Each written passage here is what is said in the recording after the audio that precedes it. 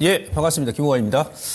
자, 어제 제가 공개방송에서 말씀드렸습니다만 일단 지수가 예정된 그 맥점에서 오늘 좀 급반등이 나오는데 일단 그 하락 브레이크가 좀 걸렸다. 그랬더니 강하게 좀 걸리는 것 같습니다. 바로 좀 들어가죠. 제가 이제 계속 그 공개방송에서 여러분들께 이제 2분기 지금 하락 나왔을 때는 저점 매수 구간이 다가오고 있다. 이런 말씀 드렸었는데 일단은 오늘 뭐 하락 브레이크가 강하게 걸렸기 때문에 적어도 시장이 현재 위치를 크게 더 아래쪽으로 벗어나지 않을 것이고 설령 더 흔든다 하더라도 절대 여러분들께서는 지금 그 매도 구간이 아닙니다. 특히 이제 2차 전지. 예, 오늘 그 강의 제목은 이제 공포 구간에 어제 돌입했는데 이제 와서 여러분들 막 흔들리시면 절대 안 됩니다. 아시겠죠? 여기에 이제 마지막 그 이제 고비다라고 생각하시고 그다음에 이따 제가 설명도 드리겠습니다만 어차피 4월 초에 여러분들께서 3월 중순, 4월 초 뭐를 잡았다 하더라도 2차 전지 밀린 만큼 대부분 종목도 많이 밀었거든요. 삼정 같은 경우도 제가 어제 그 달러 환산 차트 보여드렸습니다만은 역부일자를 원위치 해버렸어요. 그러니까 2차 전지만 밀린 게 아니고 다른 종목군들도 대부분 많이 밀었다는 지수 영향 때문에 네, 그런 관점에서 일단 그대로 홀딩하시고 제가 먼저 이제 결론부터 말씀드리고 오늘은 결론부터 제가 말씀드리고 그 다음에 시장이 많이 흔들리니까 제가 설명을 좀 드리도록 하겠습니다.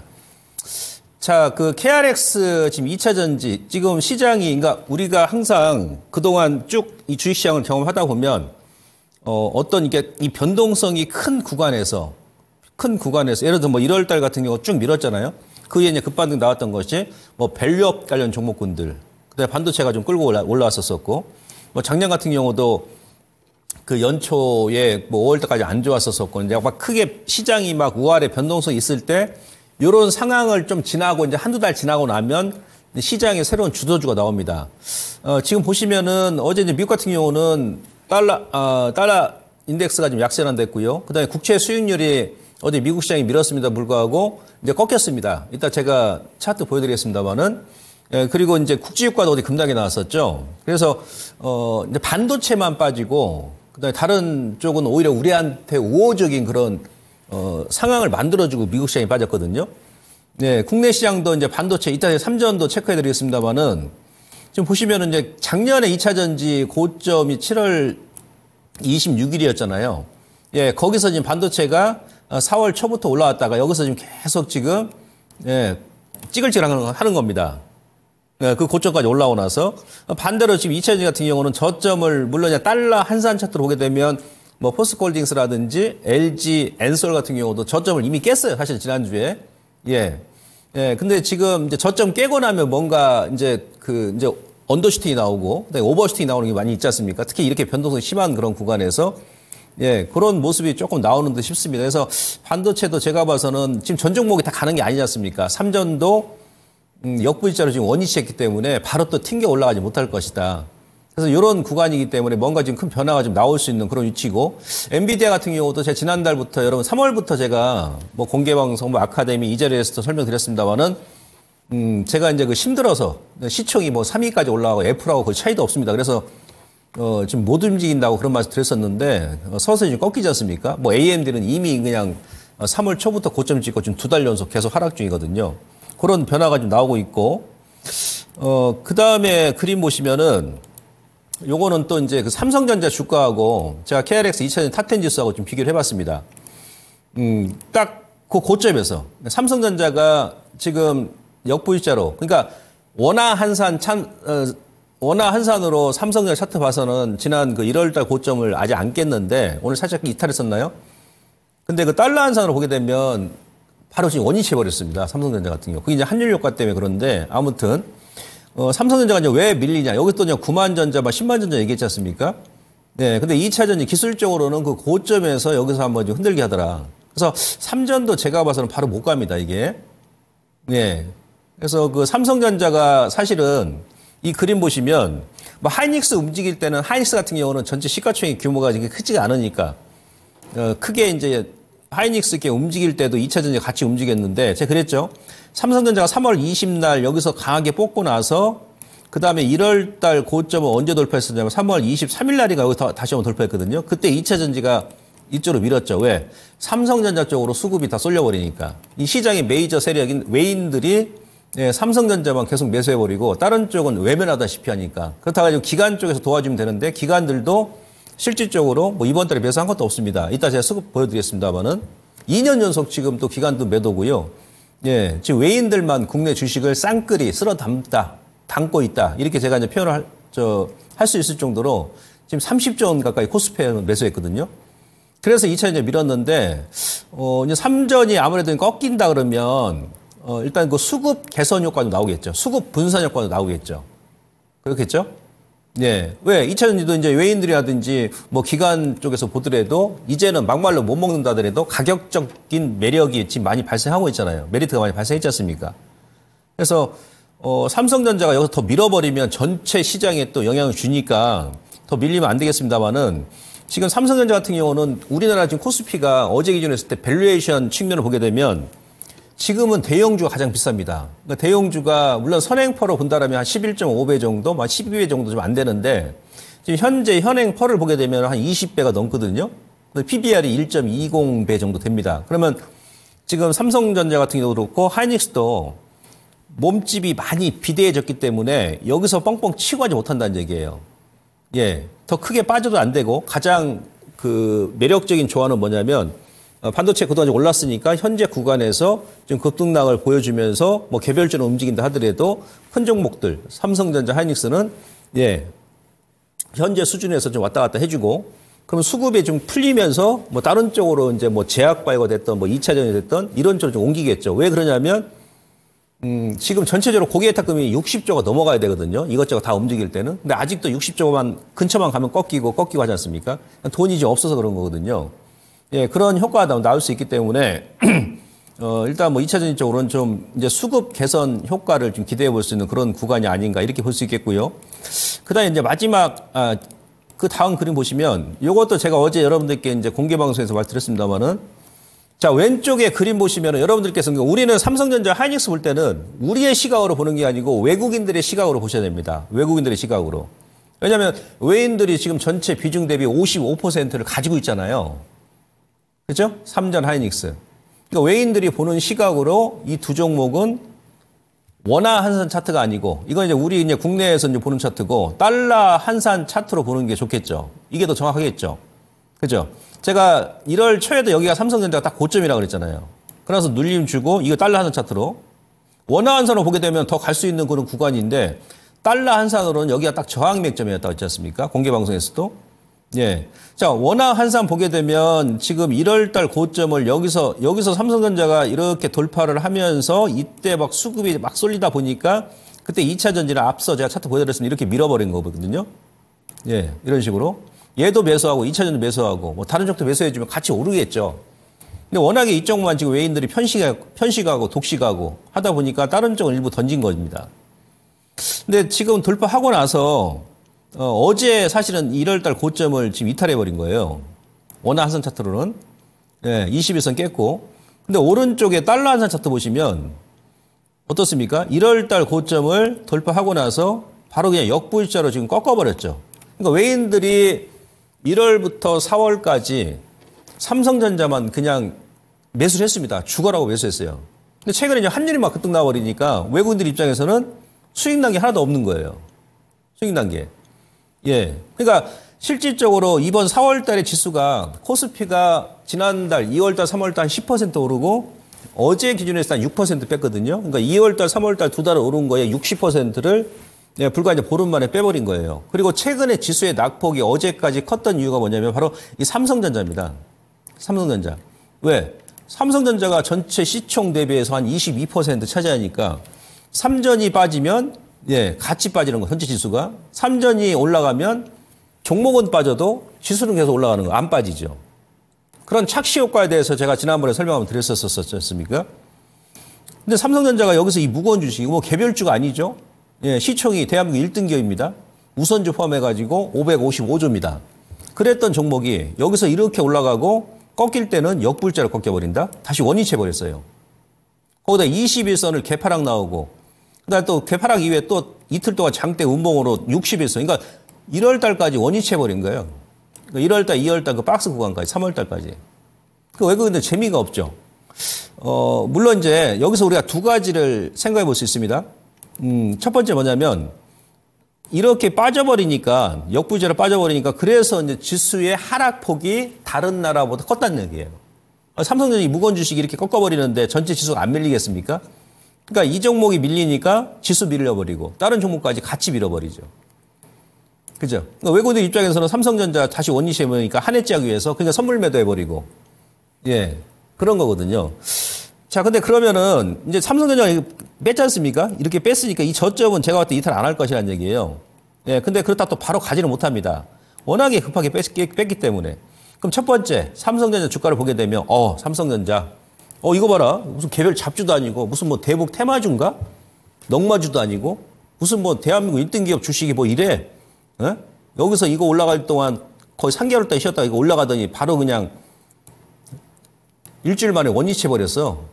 개별주도 이러지 않겠다. 그러니 주가가 지금 다른 지수가 충격 안 받겠어? 그로 인해서 다른 종목군들은 이유도 없이 빠진 종목군들은 다시 바로 원위치합니다. 근데 삼성전자 뺐으니까 그러면 이제 다시 저점까지 왔네.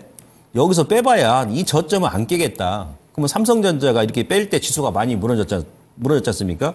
그럼 여기서 얘 더 빼봐야 뭐 하루 이틀이니까 그러면 적어도 지금까지는 삼성전자 주가 하락 때문에 전체 코스피 지수가 많이 밀었고 코스닥 지수가 많이 밀었는데 이제는 그래도 삼전이 이 자리에서 막 크게 밀리지 않으니까 지수 하방 경직은 확보해 주겠구나. 이런 안도감이 오늘 들어오는 거죠. 시장이 반등이 나온 거고. 두 번째, 삼성전자 이렇게 밀었어. 근데 외인들이 여기서 1월부터 4월까지 죽어라고 매수했어. 전체 코스피 지금 매수한 금액 중에서 삼성전자 하이닉스가 50% 넘지 않습니까? 그러면은 여기서 또 바로 그냥 그동안 많이 매수해놨기 때문에 바로 치고 가지 못할 거야. 이렇게 역부지라 꺾인 애들은 이제 기간 조정 국면이 찌글찌글 좀 나올 수 있어. 그러면은 요 수급이 삼성전자에 쏠렸던 수급이 이제 다른 쪽으로 풀어지는 분산되는 그런 수급 분산 효과가 나올 수가 있어. 그럼 삼성전자에 쏠렸던 그 자금이 어디로 갈까? 그게 바로 2차 전지일까? 제약바이오일까? 아니면 조선일까? 아니면 다른 쪽일까? 이런 고민을 해보는 거죠. 이런 고민을 해봤을 때 그래 2차 전지 이제는 삼성전자 수급이 좀 풀리면 지금 싸잖아. 포스코홀딩스, LG엔솔 실적 발표 끝났잖아. 지금 2분기인데 뭐 1분기 다 끝났잖아. 테슬라 같은 경우도 마찬가지고. 네. 수급의 이동 가능성이 있을 수 있다는 얘기죠. 그래서 오늘 이제 뭐 큰 반등 아닙니다만 2차 전지 같은 경우도 이러한 그 가능성을 염두에 두면 반등이 좀 들어오는 그런 구간이 아니겠는가 이렇게 볼 수 있겠고요. 그 다음에 이제 가장 중요한 것이 뭐냐면 제가 계속 여러분들께 수급 요 분석을 해드리지 않습니까? 저는 뭐 실시간으로 계속 매일 이제 분석하거든요. 예. 어제까지 보시면 우리나라 이제 코스피 전체 시가총액 대비해가지고 반도체하고 2차 전지가 어느 정도 차지하는지 이걸 여러분들께서 계속 꾸준하게 보셔야 됩니다. 그래야 저점과 고점 예단할 수 있는 거거든요. 제가 이제 앞서도 말씀드렸습니다. 반도체가 나쁘다는 게 아닙니다. 예, 주시라는 것은 우리 지금 뭐 개별주 뭐 알테오젠부터 해가지고 뭐 제약바이오 같은 경우도 예, 작년에 제가 이제 얘기했을 때는 2만 원대였는데 주가가 지금 거의 5배 넘게 올랐잖아요. 시가총액이 2조 원대였는데 뭐 10조 원까지 올랐지 않습니까? 5배 올랐으니까. 근데 제가 지금 팔라고 그러죠, 그거는. 예? 네오캠바이오 좀 차익 하시라고. 그거 왜 그러냐면 사람도 마찬가지예요. 몸무게가 50kg, 60kg인데 100kg, 200kg 돼버리면 50kg, 60kg 될 때는 100m 달리기 하더라도 숨이 안 차요. 힘들지도 않고. 근데 몸무게가 막 100kg, 예? 뭐 120kg 돼버리면 한 10m 가다 푹 쓰러져 버립니다. 숨 차가지고. 살쪄가지고. 주식도 이제 그렇다는 얘기죠.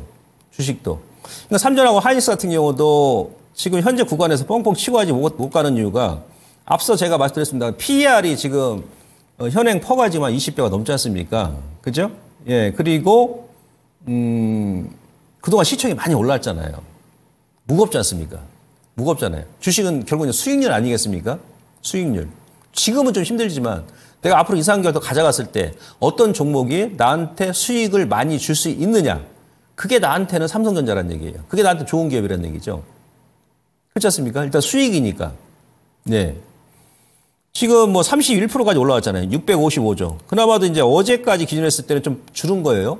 32%까지 올라갔었고, 그 다음에 외국인들이 전체 코스피 중에서 전기, 전자, 업종, 전체 코스피 시총 대비, 외국인이 아니고 이제 전기, 전자 업종이 거의 42% 차지하거든요. 예. 이 정도면 전기 전자 업종도 좀 무거운 거 아니야? 막말로 안 빠져도 앞으로는 탄력 있게 못 움직일 것 같아. 이런 생각 해볼 수 있는 것이고, 반대로 이제 요 6종목, 빅6. 예, 얘네들은, 그러니까 어제까지 코스피 전체 시가총액이 2,108조 원입니다. 정확하게 2,108조. 예.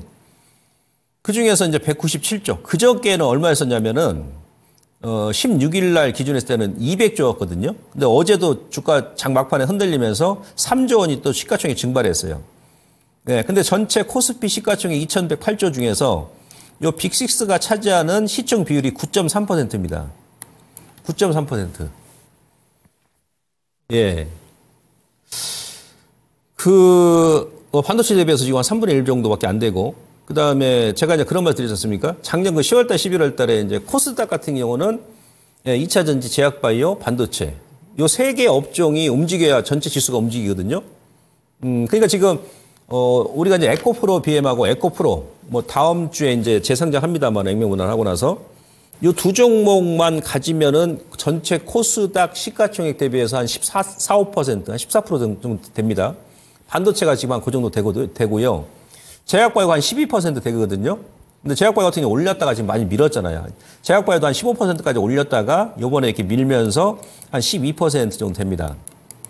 작년 그 10월달, 11월달 제약바이오가 저점 이렇게 깼을 때 있지 않습니까? 그 당시 최저점이 있지 않습니까? 그때 제약바이오가 한 10%, 정확히 제 기억이 10.1%였어요. 전체 코스닥 시가총액 대비해가지고. 근데 작년에 그랬었고, 근데 제약바이오가 가장 코로나 때 버블이 많이 끼었던 종목 업종이잖아요. 근데도 불구하고 버블 꺼지고 밀었을 때 10% 미만을 벗어나지 않았다는 얘기예요. 근데 지금 현재 2차 전지 같은 경우는 10% 미만까지 밀었습니다. 예? 예, 이게 뭔 성장률입니까?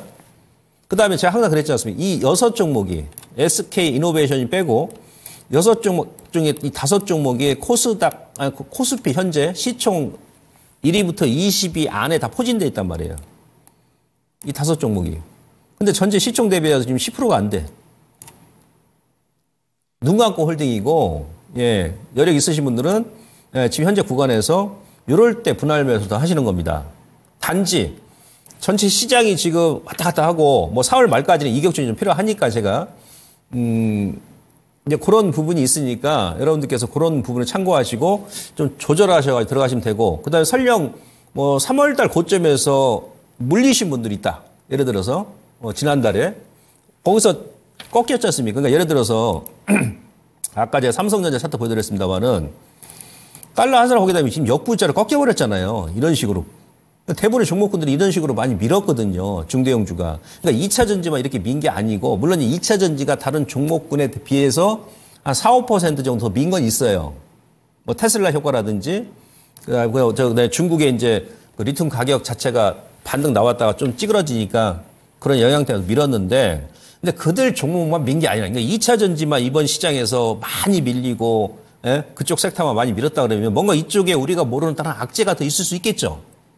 근데 그게 아니고 지금 삼성전자 달러 환산 차트 보시더라도 올렸다 하시면 역부지로 꺾어버리지 않습니까? 이 시장 상황 때문에 그랬다는 얘기죠. 시장 상황 때문에. 아, 그러면 2차 전지만 민 게 아니고 다른 종목군들 3월 달에 많이 올랐던 밸류업 관련 종목군들, 은행주 같은 경우 더 많이 뺐거든요, 사실은. 예. 뭐 그들 종목군들이 지금 뭐 악재 나온 게 없잖아요. 근데 주가는 동일하게 같이 뺐지 않습니까? 그건 바로 좀 올라와서 이제 시장 영향에 의해서 좀 더 밀었다. 이렇게 이제 우리가 판단을 해야 됩니다. 그래서 지금 2차 전지는 전체 최소한 코스피 시가총액 대비해서 10% 이상은 차지해야 됩니다. 그러니까 3월 달이라든지 아니면 그 전에 작년에 고점에 물리신 분들은 뭐 시장 상황 때문에 다시 한번 저점까지 눌렀습니다만은 여기서 그렇다고 그 손절하고 지금 다른 데 들어가서 여러분 수익 나실 것 같습니까? 바로. 예. 또 그렇게 녹록치가 않아요, 시장 자체가. 그럴 때는 지금까지 버티셨으니까 좀 더 인내하시고 그냥 정면 돌파를 하시는 거예요. 제가 지난 시간에 이제 2분기, 3분기 실적 다 말드렸지 않습니까? 뭐 테슬라 같은 경우도 네, 이번 달에 뭐 전 세계 직원 수가 14만 명인데 한 10% 지금 감축했는데 그냥 작년부터 얘기 나왔던 부분이거든요. 14,000명 인원 감축하게 되면 나중에 이제 뭐 2분기, 3분기에는 그만큼 비용이 줄을 거 아니겠습니까? 예, 그런 관점을 생각하시고 아무튼 그 2차 전지는 지금까지 보유하신 분들은 그대로 홀딩 유지하시고 이제 3월 달 뭐 고점에 잡으신 분들은 제가 봐서는 뭐 기간도 오래 걸리지 않습니다. 예. 그대로 가져가시면 그 가격 이상까지는 틀림없이 갈 것이다. 라는 말씀 드리면서 다시 한번 강력 홀딩 전략 말씀드리도록 하겠습니다. 자, 그 다음에 이제 수급, 이제 시황이 지금 중요하니까 제가 시황 설명도 같이 좀 시간을 할애해 드릴게요. 3월 달부터 제가 여러분들께 어떤 말 드렸었냐면 이 신용 데이터를 보여드리면서 예, 신용 여러분들 쓰지 마시라고 제가 계속 그랬죠. 신용이 거래소 같은 경우는 작년 9월 달, 10월 달 코스닥, 코스피 여기서 이제 급락이 나왔잖아요. 이 구간에서. 예. 그래서 그 구간까지 신용이 쭉 늘어났습니다. 신용이. 거래소. 작년 9월 달, 10월 달까지. 코스닥은 이제 작년 9월, 10월까지는 안 늘었습니다만은 그래서 저점에서는 제법 늘었죠. 코스닥 같은 경우도. 그죠? 그래서 제가 지난달 그 중순 아니면 3월 말부터 이제 신용 쓰지 마시라고 말씀드렸었고, 그 다음에 이게 신용은 이게 눈에 보이잖아요. 데이터가 나오니까. 근데 스탁론은 눈에 안 보입니다. 통상적으로 신용이 이렇게 늘게 되면, 우리 개인 투자분들 뭐 스탁론도 같이 늘어납니다. 그것도 이제 수조는 되겠죠. 뭐 조단이 되겠죠. 그죠? 네. 신용 때문에 이게 부담감이 간단 말이에요. 그러니까 그 메이저들, 그 다음에 외국인들 입장에서는 뻔히 막 종목교도 그렇고 막 신용들 이렇게 많은데 여기서 바로 이렇게 올리겠습니까? 누구 좋으라고? 이왕 조정 나오는 거 신용 물량을 좀 해소하고 나서 그 다음에 이제 올리는 것이 좋겠죠. 그래서 신용을 쓰지 마시라고 했는데, 이번 주, 그러니까 요거 데이터가 한 이틀 정도 늦게 나오니까 저는 또 이만큼 지금 감소했다라고 좀 생각하는데요. 아마 이번 주나 아니면 만약 이번 주에도 신용이 감소를 안 해. 이렇게 시장 눌렀는데, 그럼 어떻게 됐습니까? 이제는 행보를 시켜버립니다. 예, 반등과 반락, 반등과 반락 주면서. 예, 그래서 이 물량이 좀 해소되는지 여부를 보시고, 제가 이제 공개 방송에 매일 체크를 해드리니까, 이 부분을 참고하시고, 지금도 일단 신용 있으신 분들은 반등 나올 때 고물량이라도 일단 좀 줄이셔야 됩니다. 그렇게 보시면 될 것 같고요.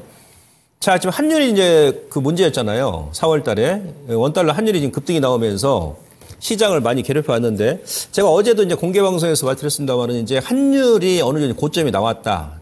예, 그런 말 드렸지 않습니까? 원달러 환율이 달러 인덱스 반등 나온 거 대비해가지고 더 가파르게 올라왔죠. 원달러 환율이. 그러다 보니까 우리 시장 같은 경우는 예, 조정이 다른 아시아 국가 대비해서 많이 나온 거예요. 엔화보다도 뭐 위안화보다도 대만 달러보다도 대한민국 원달러가 예, 상승 폭이 더 가파르게 나오다 보니까 외국인들 입장에서는 이 환율에 가장 민감하죠. 예, 그네들 입장에서는 원화가 이렇게 급등 나와버리면 앉은 자리에 손실 나니까. 아까 삼성전자처럼 죽으라고 매수하면 뭐합니까? 예, 환율이 급등 나와버리면은 다시 다 토해내야 되는데. 그러다 보니까 선물 매도라고 해서 한해지라는 거죠. 해지라는 겁니다. 그것도 선물 매도해버리면 어떻게 됩니까? 지수도 밀어버리죠. 이런 악순환이 계속 되는 거거든요. 근데 환율이 일단 고점이 나온다 그러면 외인들의 오늘처럼 예, 매도 압박이 이제 줄어들겠죠. 이래서 이제 급등이 나왔었는데, 제가 이제 환율 얘기도 같이 할 겁니다. 그리고, 이제 시장을 다시 한번 복기를 해보는 거예요. 복기를.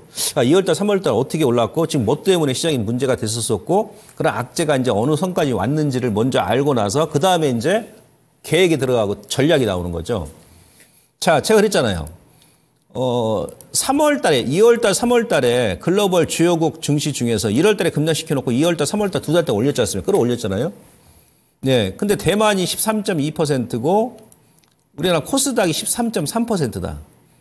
그러니까 주요국 증시 중에서 코스닥이 가장 많이 올랐단 말이에요. 두 달 동안. 나스닥도 7.9% 올랐는데 코스닥이 거의 2배 가까이 올랐습니다. 다우는 4.3% 올랐는데 코스피는 거의 2배 가까이 넘게, 다우보다 2배 넘게 올랐어요. 거의 10% 올랐지 않습니까? 그래서 제가 4월 첫날부터 어떤 말씀 드렸었냐면, 아카데미에서 그런 말 드렸죠. 두 달 동안 너무 지수가 이렇게 올랐다는 것은 많이 오른 거라 제가 그랬잖아요. 많이 오른 거라고. 그러니까는 이제 4월 달, 거기다 또 이제 4월 달은 또 2분기니까, 예. 4월 초, 월 초, 그 다음에 분기 초, 이격 조정이 나와야 된다. 이격 조정. 이격 조정. 그래서 제가 공개 방송에서 4월 1일부터 계속 여러분들께 매수 타이밍을 늦추시라고 지난주까지 계속 말씀드렸었죠. 매수 타이밍을 늦추십시오. 늦추십시오. 간방 계속. 예? 예.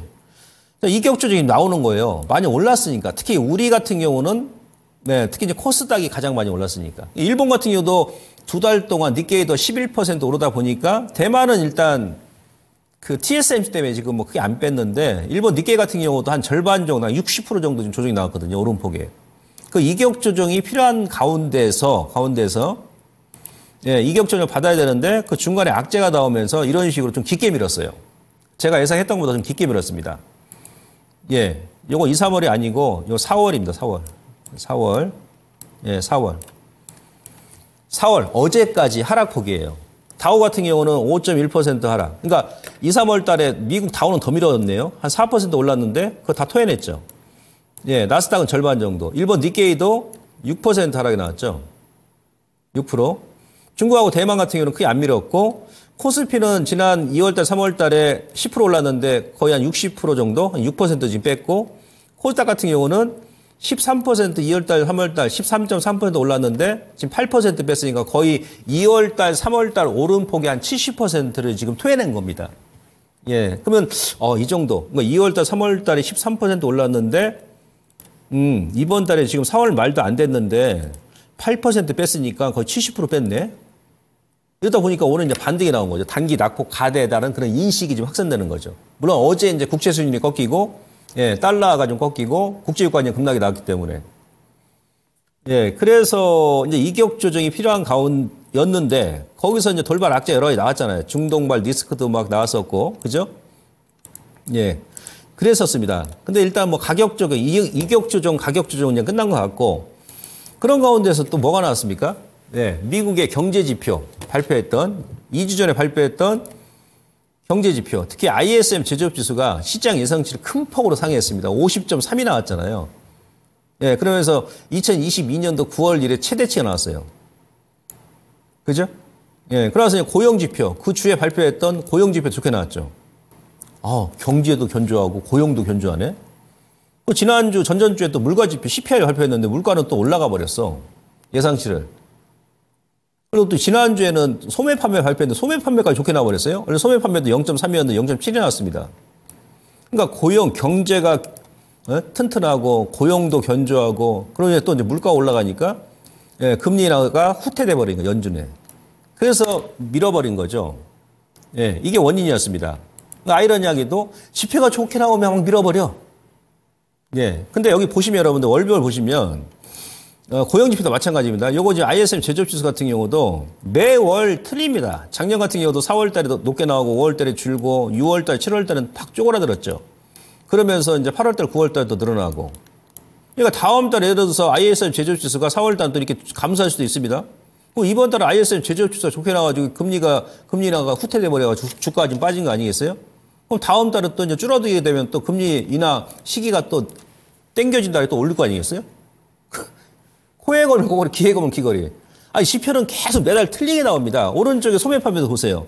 작년 3월 같은 경우는 마이너스 이렇게 있지 않습니까? 네. 미국 경기 끝난 거 아니야? 이랬었거든요. 작년 3월 달도 안 좋았죠, 시장이. 그래 또 그 다음 달에 또 이렇게 플러스 전환돼 버리네? 오르락 내리락. 또 중간에 또 막 마이너스까지 밀고 1월 달 좋고 2월 달 좋게 나왔어요. 3월 달에 또 안 좋게 나올 수도 있겠죠. 여기에 우리가 장단을 맞춰서 계속 할 수는 없는 거죠. 매월 틀리니까 다른 지표도 마찬가지입니다. 근데 어쨌든 간에 이런 부분도 현재 주가에 이제 반영됐다라고 볼 수 있겠습니다. 지표는 매월 틀리다. 예. 그런 가운데서 지금 또 달러가 이도 강세 전환됐던 이유가 근본적으로 바로 이겁니다. 제가 봤을 때는. 예, 지금 물가 지표를 보시면 이건 이제 유로존 통합이에요. 예, 유로존 26개 나라인가요? 왼쪽은 미국의 인플레이션 지수. 이번에 헤드라인 소비자 물가 지수가 3.5% 이러겠죠? 시장 예상치보다 높게 나왔잖아요. 0.1%포인트, 3.4였는데. 자, 오른쪽은 이제 유로존이에요, 유로존. 유로존은 2.4입니다. 3월 기준했을 때. 유로존 전체 통합 인플레이션 지수가. 코로나 때는 유로존 물가 지수가 10% 넘게 올라왔어요. 미국 같은 경우는 한 8%, 8.7까지 올라갔었고. 유럽의 물가가 엄청나게 높았었죠. 10% 넘던 유럽의 물가가 거의 5분의 1 토막 나버렸어요. 5분의 1로. 빠르게 지금 안정이 됐죠. 그러면서 지난달 기준했을 때 2.4%. 자, 미국 같은 경우는 지금 3.5입니다. 그러니까 미국이 유럽보다도 물가 지수가 1.1% 높은 거예요. 1.1%. 그러니까 유럽 같은 경우는 코로나 전 단계까지 물가가 거의 빠졌네. 하방이 더 빠질 것 같아. 그러다 보니까 영국의 영란은행에서 금리 인하를 하겠다는 얘기죠. 스위스 중앙은행 먼저 했었고, 지난달에. 영국의 영란은행 기준금리가 5.25죠? 예, 미국은 지금 5.5잖아요, 연준이. 여기서 하게 되면, 예, 전체적으로 이제 유럽 국가들 대부분 이제 인하를 할 거잖아요. 다음 달에 아마 인하할 거죠, 저는. 이번 달 동결로 갔습니다만은, ECB가 먼저 인하한다. 그러니까 ECB에서 이제 금리 인하한다니까 어떻게 됩니까? 당연히 유로화는 약세가 드러난다죠. 왜? 물가 안정됐으니까. 미국보다 우리가 지금 1.1% 낮은데 우리는 이제 코로나 전 단계까지 다 내려왔어. 금리 인하 할래. 미국은 지금 높잖아요. 연준의 목표치가 2%잖아요. 그러니까 유럽이 먼저 금리 인하를 한다고 하니까, 예, 달러화에 가장 영향을 많이 미치는 화폐가 뭐라고 하죠? 바로 유로화죠. 유로화가 50% 넘게 영향을 미치니까. 그러니까 당연히 금리를 한다니까 유로화가 약세란되고 달러화는 강세란되는 거예요. 달러가 강세란되니까 그 중간에 또 이제 중동발 리스크 막 불거지고, 예, 국채 수익률 올라가고 하다 보니까 우리가 원달러 급등 나오면서 지수를 눌러버리는, 예, 그런 형태가 발생한 거죠. 근데 지금 현재 그림 보시면 어차피 이제 유럽 같은 경우는 금리 인하가 이제 기정사실화 됐으니까 미국 연준도 한 7월 정도 인하할 것 같아요. 지금 낭대비로 이러고 있죠. 이때도 마찬가지. 작년 9월달, 10월달에 여기서, 예? 달러 급등 나오면서 주가 밀고, 그다음 유로화가 다시 강세란되고 달러 약세란되니까 작년 10월달 저점이었었고 11월 초까지 저점이었죠.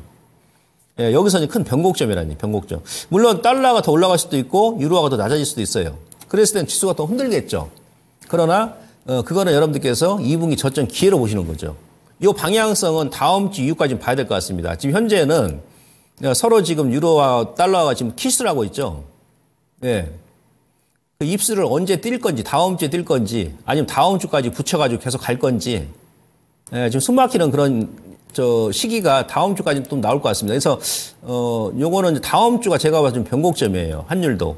근데 저는 개인적으로 우리나라 원달러 환율은 그저께 1,400원 터치했었는데 고점이 나왔다 보거든요.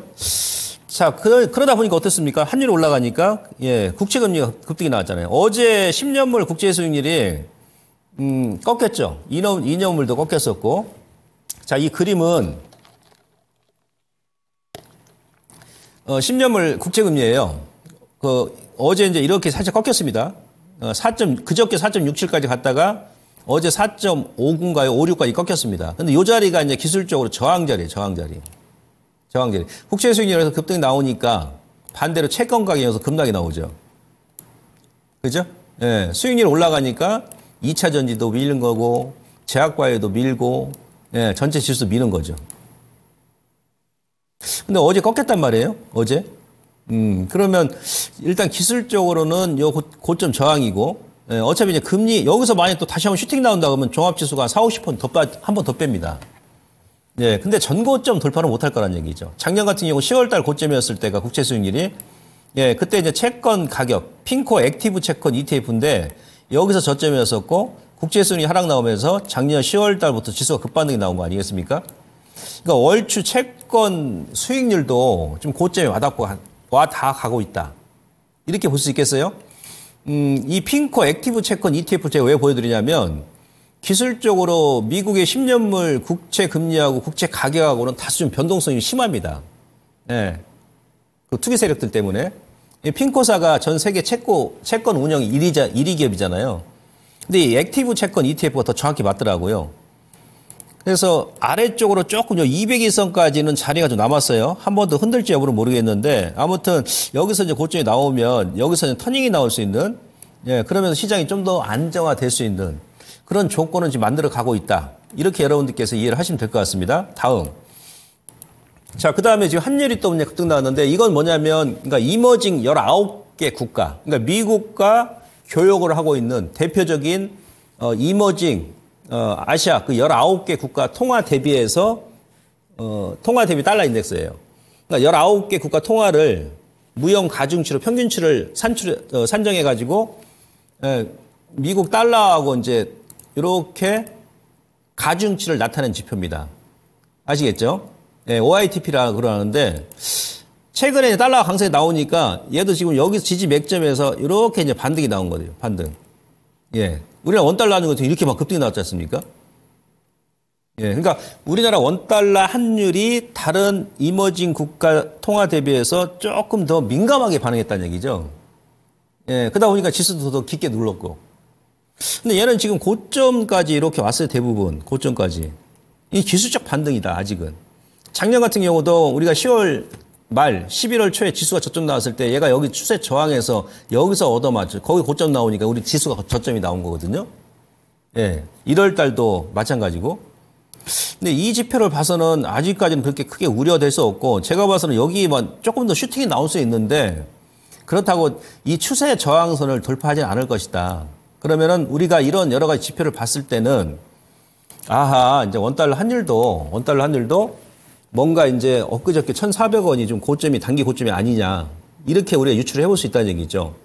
그럼 이제 원달러 환율이 이제 고점이 나왔다 그러면 외인들이 환율 발작을 안 일으킬 거 아니겠어요? 그러면 선물 매도가 더 안 나오고, 예, 현재 자리에서 일단 저점을 잡아가는 가능성이 높다는 얘기죠. 이렇게 유추해 볼 수 있는 것이고, 자, 환율이 올랐던 것은 또 뭡니까, 우리가? 예, 이스라엘. 중동 리스크가 컸지 않습니까? 우리 또 이제 그 원유를 또 많이 수입하는 국가니까. 예. 근데 어제 기사나 보면은 이스라엘 국민 중 4명 중에 3명이 이란 재보복에 반대를 한답니다. 아, 자국민들 4명 중에 3명이 이란 보복하는 거 반대하는데 무슨 명분으로 또 이란 보복하겠어요? 예. 그러니까 좀 안정이 된 것이고, 그 다음에 원래 지난주부터 좀 얘기가 있었는데, 우리 그 정부에서도 지금 어제 이제 그저께 외환시장 본격적으로 이제 직접적으로 개입을 했는데, 한일 뭐 재무장관 회담도 하고, 아무 때나 이제 개입을 해버리면 오히려 역효과 나죠. 환투기 세력들이 더 끌고 올라갈 수도 있고, 우리가 뭐 조지 소로스가 이제 영국을 공략했던 그런 경험도 그런 경우도 있었잖아요. 영국 정부에 손들었지 않습니까? 그래서 최대한 기다리는 거예요. 맥점에서. 정부 입장에서도. 예. 그저께 어제부터 이제 우리나라뿐만이 아니고 일본도 마찬가지고 아시아 전역의 통화 방어 비상이 내려졌다. 뭐 인도네시아 같은 경우도 적극적으로 개입한다 그러고, 뭐 말레이시아, 우리 뭐 한일도 마찬가지고, 예. 어찌 보면 이제 공동 방어를 하는 거죠. 제가 경험적으로 봤을 때는 우리나라 뭐 개별적으로 하고, 뭐 일본 개별적으로 하고, 뭐 인도네시아 개별적으로 한다. 그러면 한일이 더 치솟고 올라갈 수도 있는데, 예, 이머징 국가가 동시다발적으로 이런 적극 개입을 한다 그러면 어느 정도 이제 고점에 왔다는 그런 시그널이거든요. 그러니까 최소한 더 급하게 역부일자로 환율이 빠지진 않을지언정 더 치고 올라가지 않는다는 얘기예요. 그러니까 환율이 현재 수준에서 안정화되면 지수 자체도, 예, 좀 안정화되면서 막말로 못 올라간다 하더라도 우리 개인들이 더 이상 크게 안 빠지니까 숨쉬기가 편할 거 아니겠어요. 하다못해 뭐 단타라도 나오고, 예? 예, 하락 종목보다는 상승 종목도 늘어날 수도 있는 것이 아니겠습니까? 예, 이렇게 보시면 됩니다. 그래서 이 환율 부분도 이제 어느 정도 고점에 왔다. 이렇게 보시면 될 것 같고. 그 다음에 지금 기술적, 심리적으로 보면 뉴욕 증시, 미국은 조금 더 흔들 여지가 있어요. 미국은. 왜 그러냐면, 예, 이 공포와 탐욕 지수가 지금 39면은 지금 이제 미국도 이제 공포 구간에 이번 주 돌입한 거예요. 공포 구간에. 예, 지난달까지 3월 초까지만 하더라도 엔비디아 효과 때문에 여기 탐욕 구간, 극심한 탐욕 구간까지 올라왔었거든요. 80까지. 당연히 미국도 조정이 나와야 되는 거예요. 근데 그 작년 10월달, 11월달 초에 그 저점 나왔을 때 타임라인 보시면 요때는 한 25까지 밀었습니다. 25까지. 그러니까 30 초반까지 오게 되면은 감에도 구간입니다. 미국도. 이 공포와 탐욕 지수가. 조금 여기서 한 번 더 아래쪽으로 흔들지 아니면 여기서 터닝이 나올지 오늘이라도 내일이 이제 미국이 만기잖아요. 유럽하고. 그 파생 시장 효과도 있거든요. 예. 그래서 조금 이제 여기서 좀 아래쪽으로 흔들 여지가 좀 있는데 요거는 이제 이번 주 넘어가야 됩니다. 근데 월추 한 8, 90%는 미국 시장도 조정이 좀 마무리돼 간다라고 일단 볼 수 있겠고요. 예. 그리고 이제 그 다음 지표 보시면 요 빅스죠. 빅스 같은 경우도 어제 뭐 살짝 돌파를 했는데 이게 1년 저항 라인이에요, 지금. 예. 여기서 얻어맞고 밀리면 주가 올라가고 여기서 얻어맞고 밀리면 올라가고 이번이 세 번째거든요. 요걸 살짝 한다 그러면 요 고점까지 올라갈 수 있는데 제가 봤을 때 거기서 꺾일 것이라는 얘기죠, 이게. 예. 그때 그래서 미국도 저점이 나올 거라는 얘기죠. 얘는 이제 오버슈팅, 주식은 언더슈팅. 예, 그렇게 보시면 되고 지금 200일선을 넘는 종목 비율. 제가 이것도 지금 지난달에 한번 보여드렸는데 실질적으로 200일선을 넘는 종목 비율이 1월 달 초에 고점 찍고 나서 계속 이렇게 횡보했지 않습니까? 그래서 제가 어떤 표현을 했었냐면 미국은 지금 지수가 올라가는 게 아니고 엔비디아가 올라가는 거다.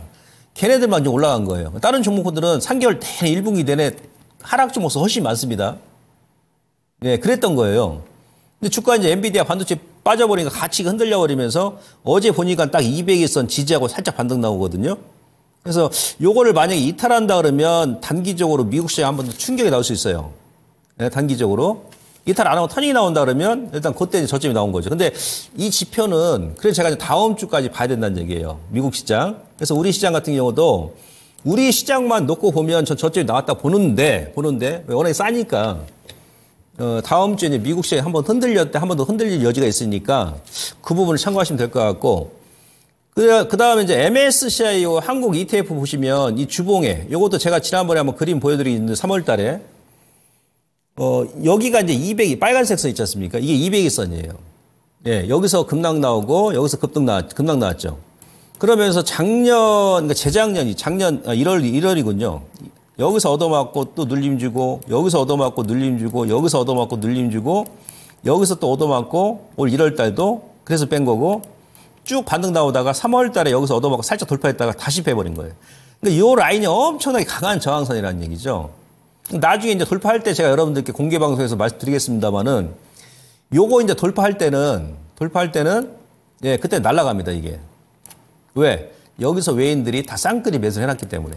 얘네들이 그 매수해놨다는 얘기는 돌파를 시키겠다는 얘기예요. 근데 그 시기가 언제냐? 예, 그게 이제 중요한데 아무튼 기술적으로는 지금 여기가 또 지지맥점이니까 오늘 또 이제 반등이 나올 수 있는 그런 자리입니다. 그래서 오늘 좀 반등이 나온 거예요. 예, 중기 추세로는. 예, 근데 지금 이렇게 밀었을 때가 제가 볼 때 기회라는 얘기예요. 밀었을 때, 이렇게 올라갔을 때가 기회가 아니고, 그 다음에 이제 돌파했을 때는 그때는 왜? 계속 위에 저항선을 주식이 건드린다는 얘기는 결국은 돌파를 하겠다는 얘기고, 그 다음에 하단에 지지선을 이렇게 계속 건드린다는 얘기는 깨겠다는 얘기거든요. 근데 지금 몇 번 건드렸어요? 하나, 둘, 셋, 넷, 5번 건드렸어요. 그래서 하반기에는 지수가, 제가 공개방송에 말씀드렸습니다. 최소한 3,000 이상, 예? 그 정도 지금 외국인들 시각에서 바라보고 있더라.